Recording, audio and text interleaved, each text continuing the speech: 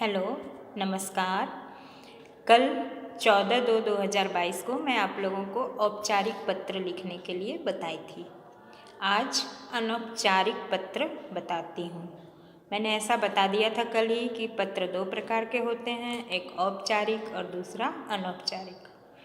तो औपचारिक पत्र जो होता है वह कार्यालयों में लिखा जाता है।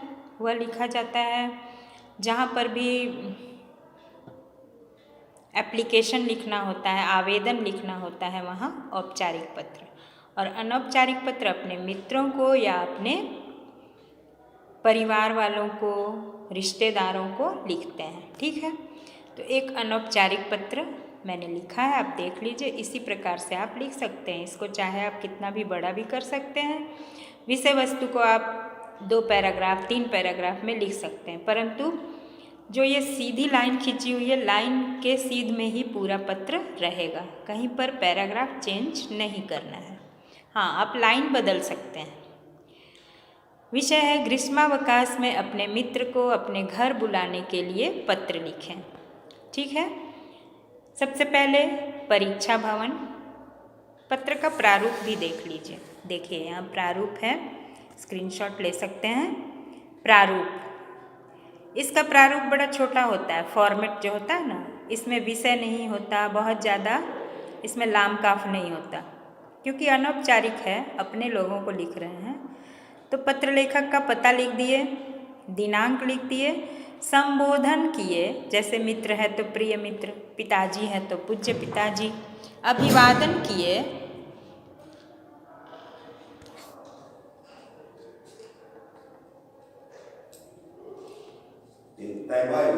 ठीक है, संबोधन कर दिए, अभिवादन कर दिए। उसके बाद विषय वस्तु लिखेंगे। विषय वस्तु को हम 2 पैराग्राफ 3 पैराग्राफ में लिख सकते हैं, लेकिन मैंने बहुत छोटा सा लिखा, क्योंकि पत्र जितना छोटा हो लोग अच्छे से पढ़ते भी हैं। और आजकल पत्र लिखता कौन है, आजकल तो मैसेज होता है नहीं जी मोबाइल में।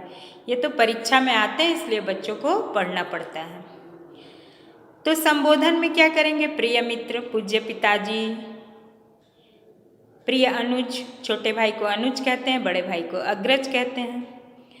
विषय वस्तु, अच्छा, अभिवादन करेंगे तो नमस्कार, या बड़े हैं तो प्रणाम, छोटा है तो शुभ प्यार।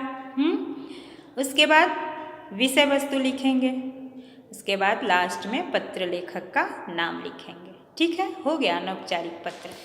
किस तरह लिखा गया है देख लीजिए। परीक्षा भवन, क्योंकि आप परीक्षा में लिख रहे हैं। अगर आप परीक्षा में नहीं लिख रहे हैं, घर बैठ के लिख रहे हैं, तो अपने घर का एड्रेस दे देंगे, पता दे देंगे। परीक्षा भवन, दिनांक, उसके बाद लिखेंगे प्रिय मित्र, नमस्कार, मैं यहाँ कुशलता पूर्वक हूँ और तुम्हारे कुशलता की कामना करता हूँ। मैं ग्रीष्मावकाश में अपने घर दिल्ली आया हूँ और चाहता हूँ कि तुम भी दिल्ली आओ तथा हम मिलजुल कर घूमेंगे फिरेंगे और अवकाश का आनंद उठाएंगे। मेरी ओर से चाचा जी चाची जी को प्रणाम कहना। तुम्हारे इंतज़ार में तुम्हारा मित्र, नीचे अपना नाम लिख दीजिए।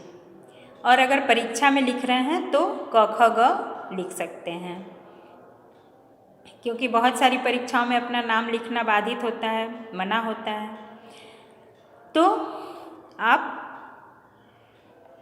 समझ गए, अनौपचारिक पत्र इसी प्रकार से लिखते हैं। अनौपचारिक पत्र आप विषय वस्तु बड़ा भी कर सकते हैं। इसमें यह भी डाल सकते हैं कि